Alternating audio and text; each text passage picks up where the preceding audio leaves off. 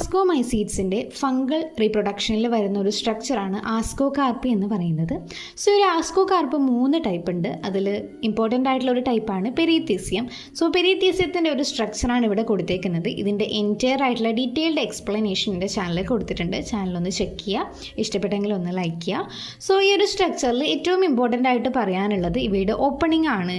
Flask shape ആയിട്ടുള്ള ഒരു പെരീത്തീസിയത്തിൻ്റെ opening അപ്പെക്സിൽ മാത്രമാണുള്ളത്. അതിനാണ് ഓസ്റ്റിയോൺ എന്ന് പറയുന്നത്. ആൻഡ് ഇതിൻ്റെ ഔട്ടർ ലെയർ എന്ന് പറയുന്ന ഒരു സ്യൂഡോ പാരൻകൈമ കൊണ്ട് കവർ ചെയ്തിട്ടാണ് ഉള്ളത്. അതാണ് പെരിഡിയം എന്ന് പറയുന്നത്. Then 2 types of hairs present ആണ്.